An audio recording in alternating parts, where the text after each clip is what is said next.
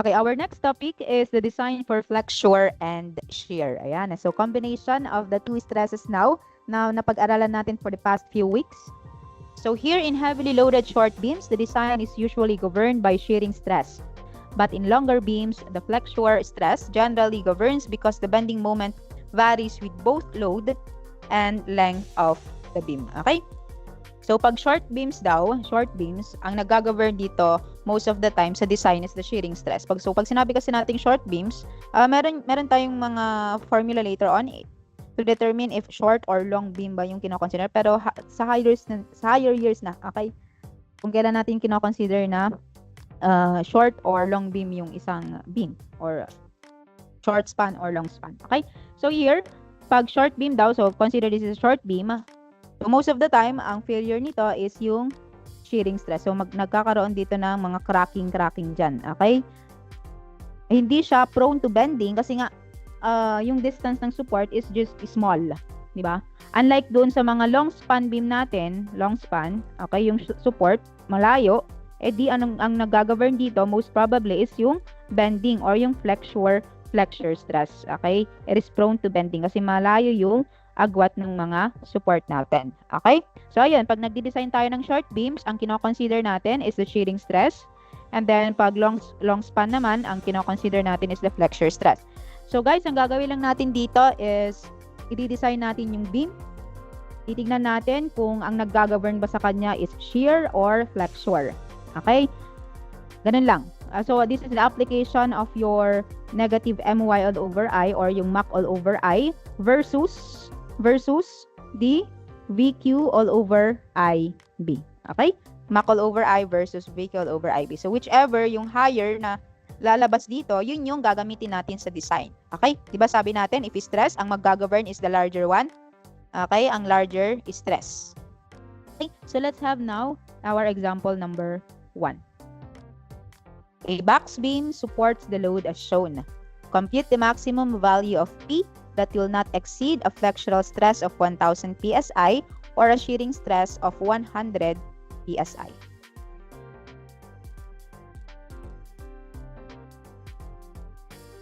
Ano ba i-post?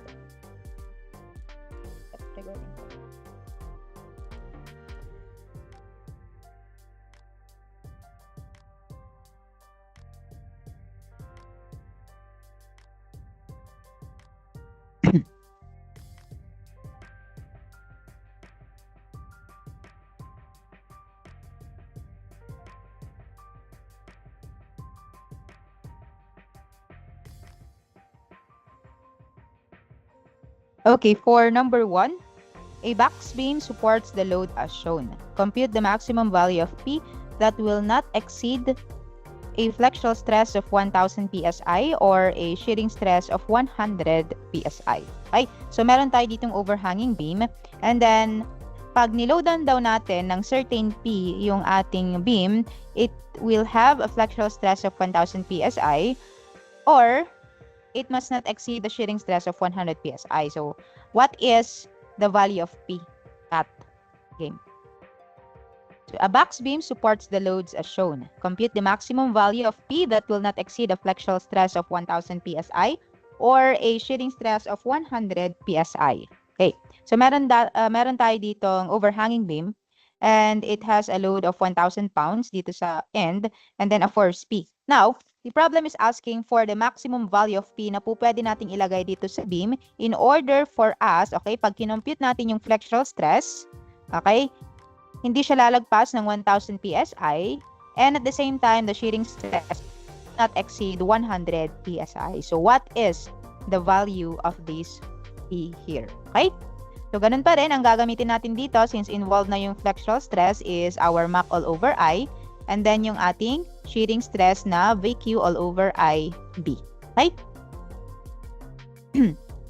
So, meron na po tayong mga stresses, C and I and then Q and IB is makukuha natin mismo dito sa cross-section. Kaya madali na lang yan. So, unahin na muna natin yung bending moment and then of course the shearing force. Okay?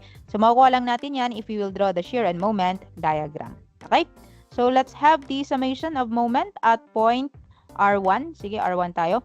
is equal to 0, counterclockwise positive. So we have here negative P multiplied by 5 feet plus R2 multiplied by 10 feet. Okay. Next, this one, minus 1,000 pounds multiplied by 15 feet.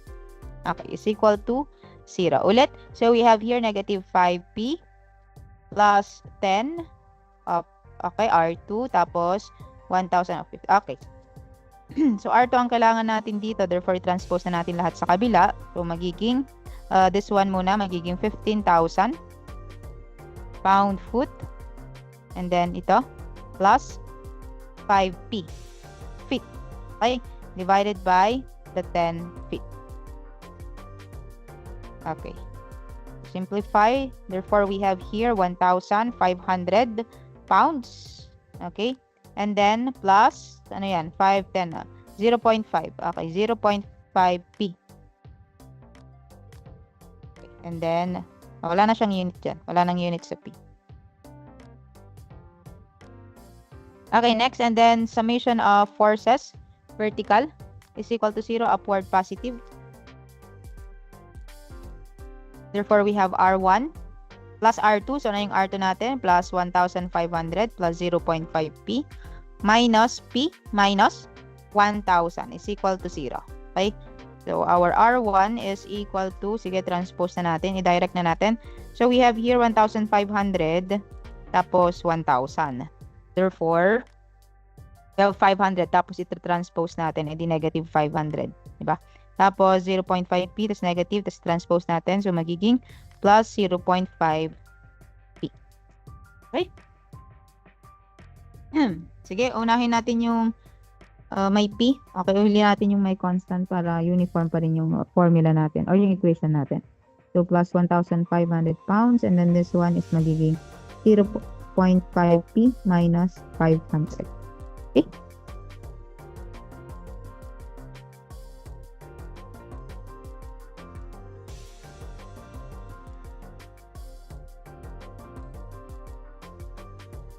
Okay, and then drawing na natin yung shear and moment diagram.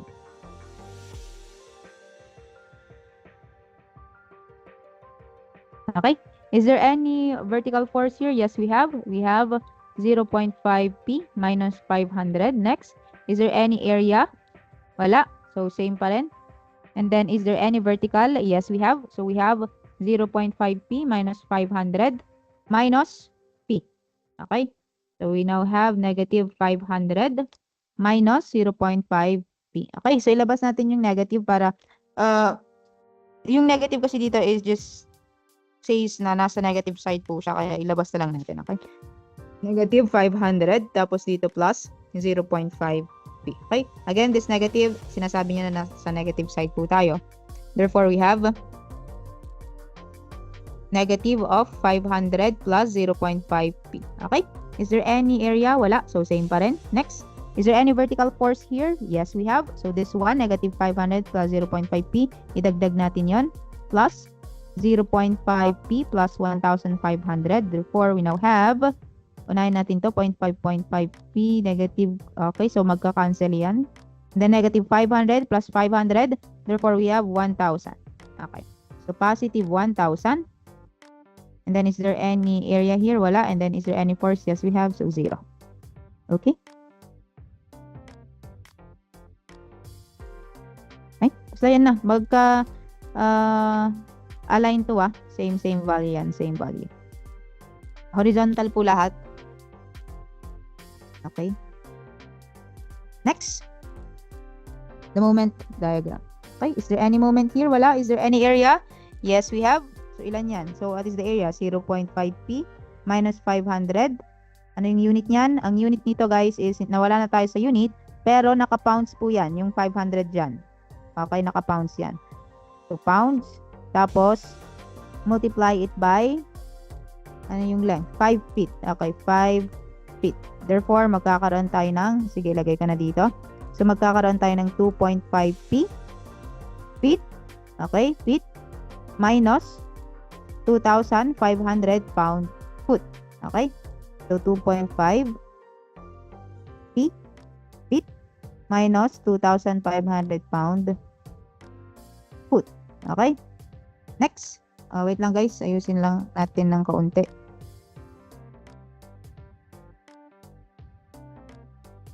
Okay, so yung point na to is equal to 2.5 feet minus 2,500 pound foot. Okay? Next, is there any moment here? Wala. Is there any area? Yes. So we have minus. Ano yun yung minus natin? Minus 500. Okay, i-distribute ko na po yung negative. So magiging minus 0.5 p. Ayan. Tapos, i-multiply natin ng, ano yung length? That is 5 feet. Wait lang, Rod. Sige. Velocities. Minus. Okay, minus 500 plus 0.5 p. Okay. Multiply natin ng length niya na 5 feet. Okay. So, pound po ito, no? So, distribute natin. So, magiging 2.5. Ano yan? This one is negative 2.5 p. So, magka-cancel na po. Okay, sige, ayusin natin. P feet minus 2,500. Distribute natin yung negative, tapos yung 5, edi negative 2,500 pound foot. And then again, this one negative with the 5. So, minus 2.5 P feet. Okay? So, cancel. Cancel. This one magiging negative 5,000. Okay? Negative 5,000.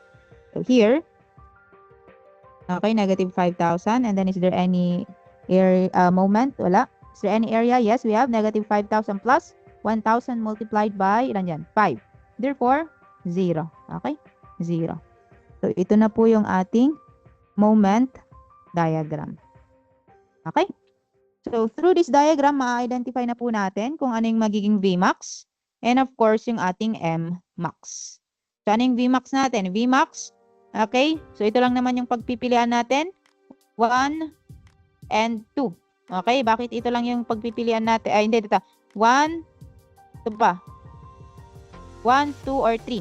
Okay? Yan lang yung pagpipilian natin. Bakit?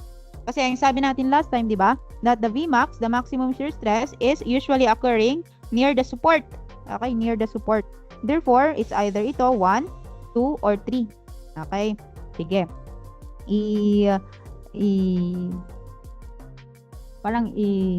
Eliminate natin kung ano yung mga hindi po pwede dito. Okay, first one, ito yung formula natin, VQL over IB. So, given na po yung shear stress. Makukuha mo yung Q kasi given naman po yung drawing, makukuha mo din yung I, makukuha mo yung B. So, dito kasi, pag ang kinuha natin is 1,000, so malamang sa malamang, wala ka nang kinukuha, di ba? Kung 1,000, parang wala nang unknown. O, di, tanggalin na natin si 1,000. So, ito na lang nga yung pagpipilian mo. Si 0.5p, tsaka itong point na to, which is, yan, parehas sila ng point guys, parehas ng point. Okay, the process of elimination. So, dito, okay, ano ba yung sinusupport ng force na to? Ano yung malapit sa kanya? This one, di ba? Itong force na to. Okay. And then, this R2 here, dalawa po yung, o meron sinusupport sa left and meron din sa right. So, most probably, mas prone ng sliding or mas malaki yung probability na maka-experience ng shear stress yung support na to. Okay? Kasi left and right siya, meron po siyang forces na sinusupport. Okay? Therefore, kailangan nating i-consider itong point dito sa may part na to. Okay? So, I hope you understand. Kung titignan kasi natin itong illustration, this one, this support here, or kung i-compare natin itong dalawang to, ano, mas malaki yung reaction dito kasi merong siyang support sa left, meron din sa right. Compare dito. So, pag mas malaki yung force, mas malaki rin yung possibility ng shear stress, di ba? Therefore, i-consider ko yung ano yung makikita ko sa R2. So, yung Vmax natin is equal to, okay, po pwede nating i-neglect yung negative guys kasi ang negative dyan, ibig sabihin nasa baba. Okay? Nasa baba. Guys, dun sa pagkuha ng VQL over IB, regardless of the location, regardless of the sign, basta yung magnitude po yung titignan natin. So, dito ang i-consider ko is 500 plus 0.5p. Okay? From this point. Okay? From this point. 500 plus 0.5p. Okay? Guys, pantay po sila dyan. And then, Mmax natin. So, ganun pa rin. Process of elimination. MCL over I. Stress given. C given. I given. Moment po yung hinahanap natin. So, kung nilagay mo na dito yung 5,000, para saan pa yung kino-compute natin, di ba? And also, saan ba natin makikita yung pinakamalaking bending? Pag mga ganitong support. Di ba? Malapit sa midspan. Malapit sa midspan. Therefore, ang i-consider natin is itong value na to. Okay? Itong value na to. Malapit siya sa midspan. Therefore, we have 2.5 feet minus 2,500 pound-foot. Okay? So, I hope you understand, no? Sige, game. Unahin na natin yung, sige, stress muna, flexural stress muna is equal to Mach all over I. Okay? So, yung stress natin for flexure is 1,000 daw, 1,000 PSI. So, we have here 1,000 pound per square inches is equal to the moment. Ito yung moment natin. Take note naka-fit po yan, naka-fit. Naka-inches pa dito. Therefore, kailangan pa nating i-convert yan into inches. So, 12 inch all over 1 foot. Okay? Minus 2,500 pound-foot. Okay? Pound-foot. So, kailangan din nating i-multiply ng 12 inches. Okay? So, okay ka na sa moment. Next, what is C? C is just the distance from the neutral axis to the outermost fiber. So, this is the neutral axis. Ito yung outermost fiber. Therefore, we have 5. Okay? 5. So, 5 inches. Divided by I. Okay? Wala tayong value ng moment of inertia, no? Pero kaya naman natin i-compute yan. So, the moment of inertia is equal to the moment of inertia ng outside minus moment of inertia ng inside rectangle, di ba? Moment of inertia ng outside minus inside. Therefore, we have 1 all over 12 base height minus 1 all over 12, 8 minus 1 minus 1, so 6. And then height is 10 minus 1 minus 1, 8. Okay? Cube. So, this is equal to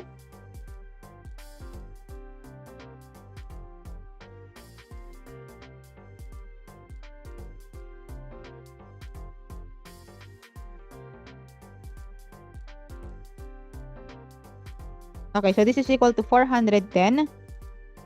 Ay, 410.67. Okay, 410.67 inches raised to 4. Okay? So, 410.67. So, we have 410.67. Okay? So, what is P? Okay? So, in computing this one, mas magandang i-simplify nyo na lang as you enter it to the calculator para hindi po ganun mahirapan yung ating calculator or hindi ganun katagal yung pag-compute ng calculator. Okay? Then we have here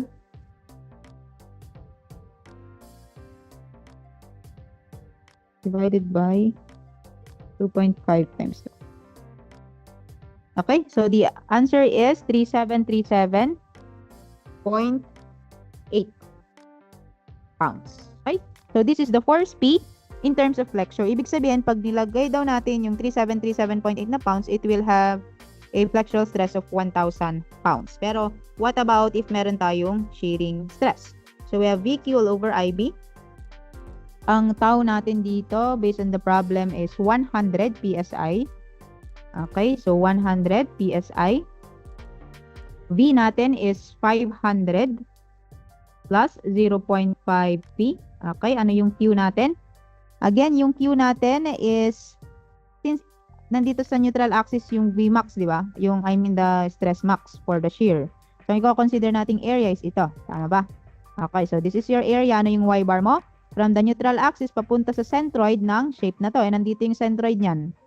Okay, this one, most probably nandito yung centroid. So, kakailanganin pa natin yung i-compute yan.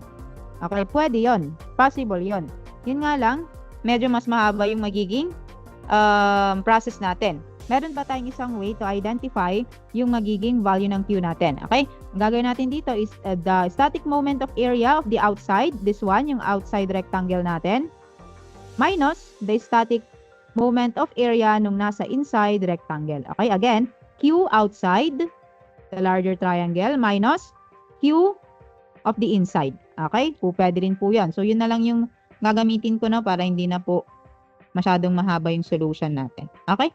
So, i-erase ko na lang dito para makita ko yung i-compute natin. Or yung kailangan natin. Okay, ang kailangan ko dito is the Q. Therefore, our Q here is equal to Q outside minus Q inside. Q outside muna tayo, area of this larger rectangle. So, we have 8 multiplied by 5 by 5. Ano yung Y bar niya ngayon? E di, kalahati nung 5. Di ba 5 yan tapos 5 yan? E di 2.5. Okay? Minus yung Q ng inside. So, our base is 8 minus 1 minus 1. So, 6. Height is, this is 5 minus 1. 5 minus 1. So, 4. Ano ngayon yung Y mo?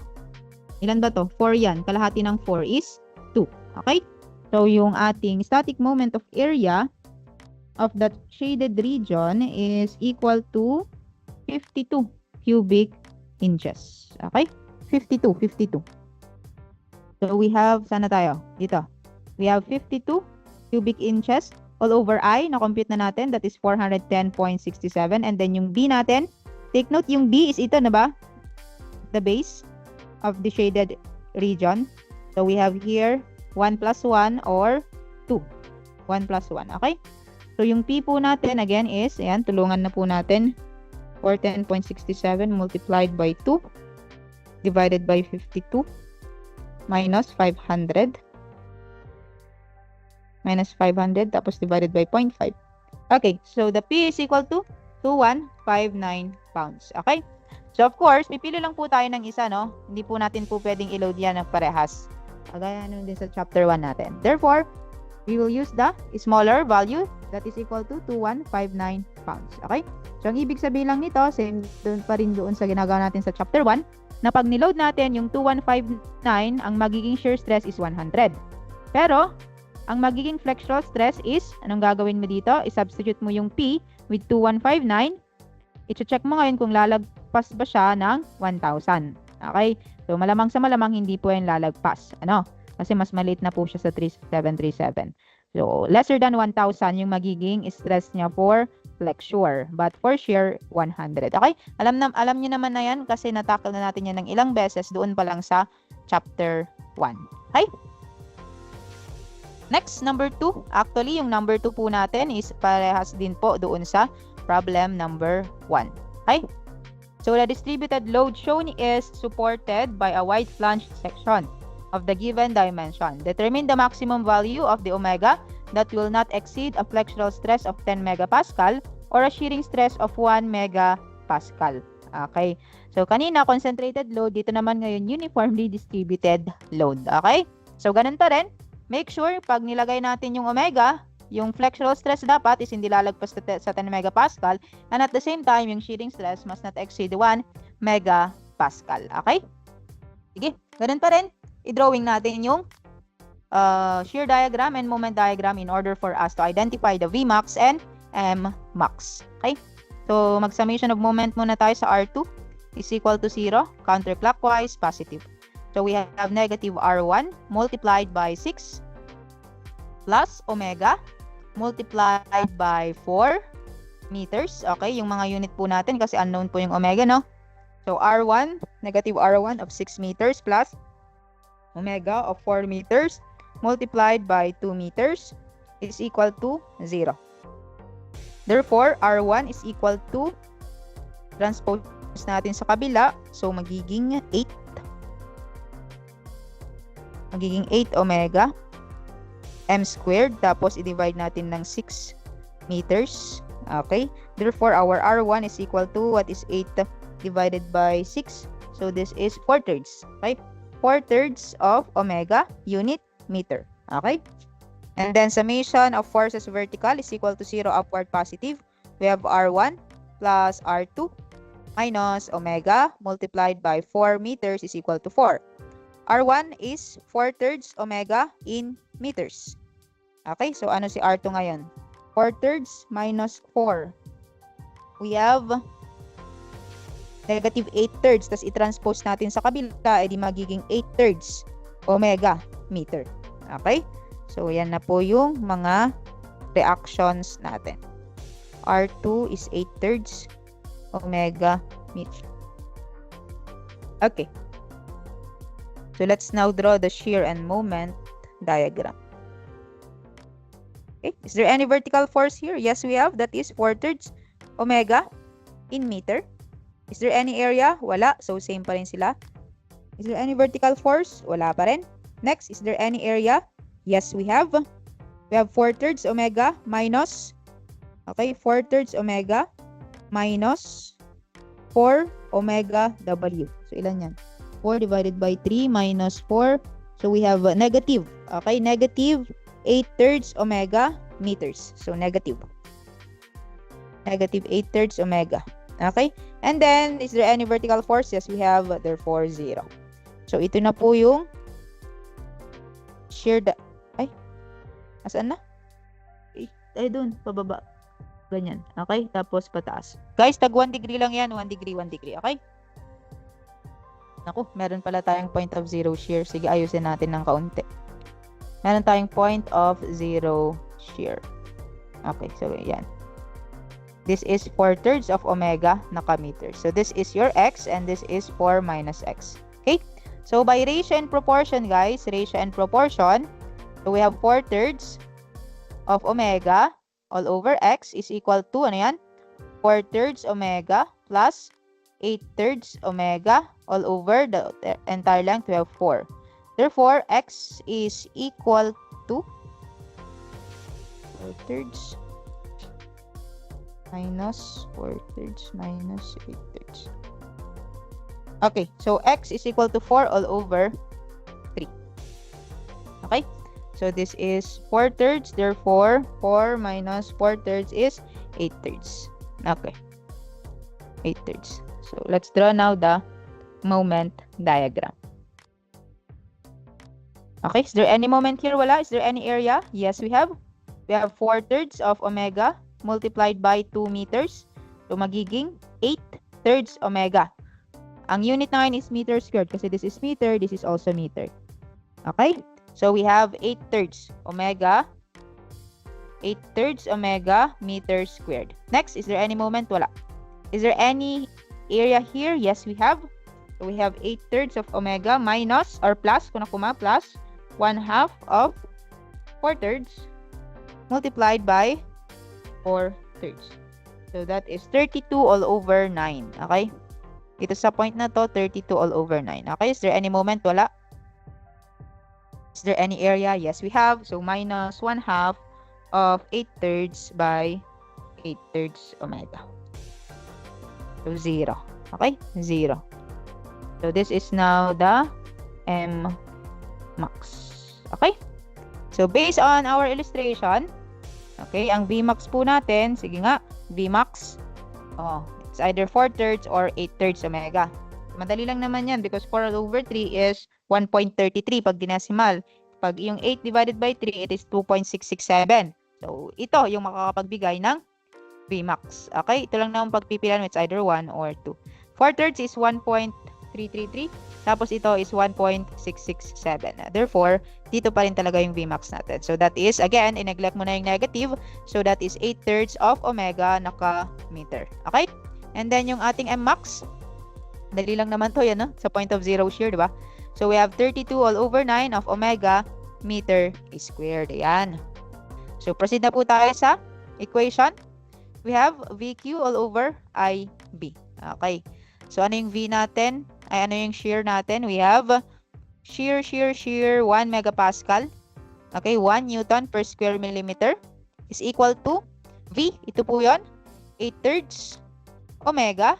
Naka-meter ka. Naka-millimeter yan. E di multiply mo ng 1,000 para maging millimeter, di ba? Q. Ano yung Q mo? Okay. Take note yung ating Vmax is, the stress is occurring here. Okay? Therefore, ito po yung consider nating area. Sige. Area muna tayo.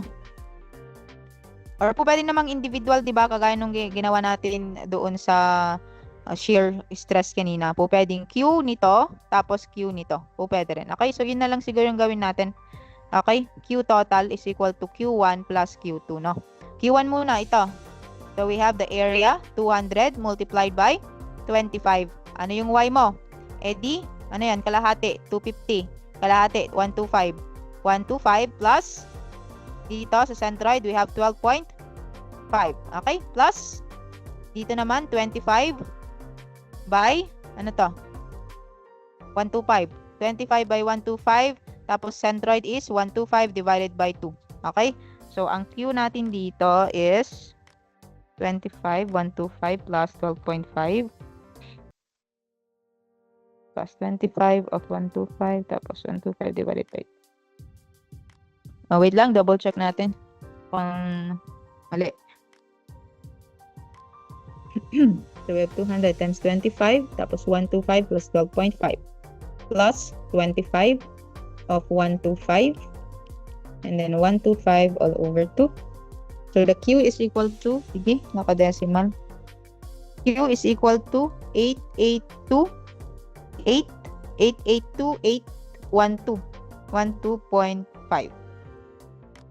Okay, millimeter cube. Sige, store natin yan.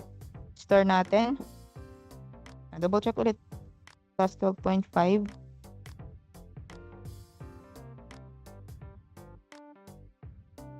Okay, so store natin sa A. Okay, meron na tayong Q. I, wala pa tayong I. Guys, moment of inertia, hindi po given. Okay. Dali lang naman yan, di ba? Kunin natin yung moment of inertia. So, the moment of inertia, okay, on the neutral axis is equal to, ano yung ginagamit natin? Balikan natin si Mechanics 101. We have IX plus AD squared. Okay, AD squared. So, parang yung lang nito, parang yung sa may static moment lang. Kailangan natin ng area and then yung distance from the centroid to the centroid. Okay? Sige. Ang gagawin natin dito is i-divide natin into 3 shapes. So, we have here 1, 2, and 3. Okay? Again, 1, 2, 3. Unahin natin si shape 1. Ano yung IX niya? So, we have 1 all over 12. BH cube. Base is 200. Height, 25 cube. Okay. Ano yung AD squared na sinasabi dito? Area. Tapos yung distance from the overall centroid to the centroid niya, di ba? So the area is 200 multiplied by 25. Ano yung distance from the centroid to the neutral axis? We have 125 plus 12.5. O, di okay ka na dyan. I-multiply natin ng 2. Bakit mo i-multiply ng 2? Kasi parehas lang naman sila sa taas tsaka sa baba. Okay, parehas lang. Parehas lang. So multiply natin yan ng 2. And then, yung sa gitna naman na, yung sa web natin plus, we have 250, 1 all over 12 base. Ano yung base mo? 1 all over 12. Base is 25. Height is 250 cube plus AD squared. Ano yung area niya? We have 25 by 250. Ano yung D squared? Guys, ito yung centroid ng shape ng ating web. Saktong-sakto sa centroid nung whole shape. Eh di walang distance, di ba? Eh di 0. Cancel out yan. Okay? So that is now the moment of inertia. Ngayon nga, balikan nyo lang yung nasa pan ninyo. Mechanics 101. Okay, plus 200 times 25 times 125 plus 12.5. Plus 1 all over 12. 25. Oh.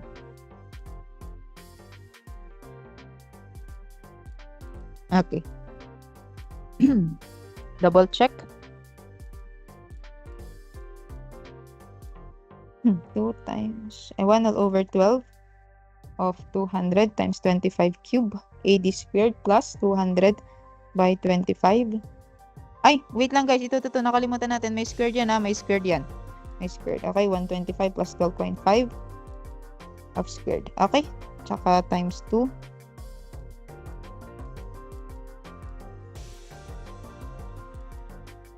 Plus 1 all over 12 of 25 of 250 raised to 3.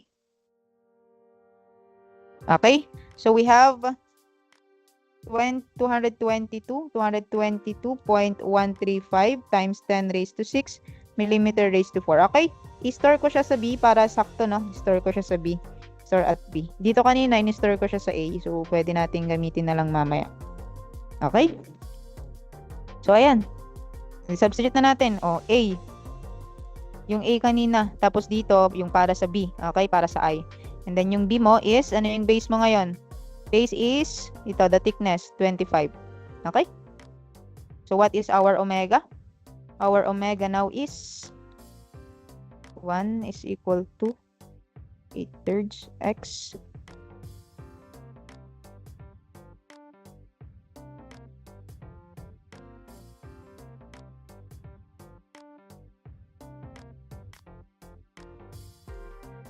Okay, so our omega, ay wait lang guys. Naka-millimeter tayo kanina dito, di ba? Tapos millimeter na lahat. So, ang maging sagot dito is naka-Newton per millimeter. Tama. Naka-Newton per millimeter. So, we have 2.3589 Newton per millimeter. Okay? So, yan is yung para sa shear. Meron pa tayo para sa ano pa nito? Para sa flexure. Sige, mabilis lang naman na yung flexure. Solve na natin dito. So, for our flexure, Mach all over I lang yan. Mach all over I. Stress natin. So, flexure is 10. Okay, so we have here 10 megapascal, 10 Newton per square millimeter. Moment, ano yung moment mo? 32 all over 9 omega, naka-meter squared ka. Therefore, i-multiply mo ng 1,000 squared para maging millimeter squared. Okay? And then yung C mo, C, 200 to, ikalate. Ito yung C mo, di ba? C, that is 250 plus, 125 plus 25. 125 plus 25. Ano yung I mo? Yung I yung nakakon kanina, yung in-erase ko. Yung in-store natin sa B. Okay? Store natin sa B. So, we have now here is equal to 32 all over 9x. Tapos 1,000.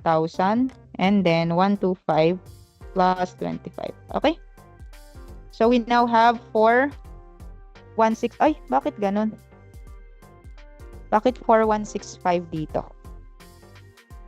Kung 10 yan. Ay, wait lang. Hindi ko pala na-squared si 1,000. Sorry. 1,000 squared. Ayan. Therefore, our omega here is equal to 4.165 Newton per millimeter. Okay? So, again, ganun pa rin. Pag load ang hinahanap, always choose the smallest. Always choose the smallest. Therefore, ang sagot natin is ito. Okay? Ayan. So, that ends our chapter 5, guys. So, keep updated na lang sa mga announcement natin sa MVLE, no? So, dito na po nagtatapos yung discussion natin. Ayan. Thank you for listening.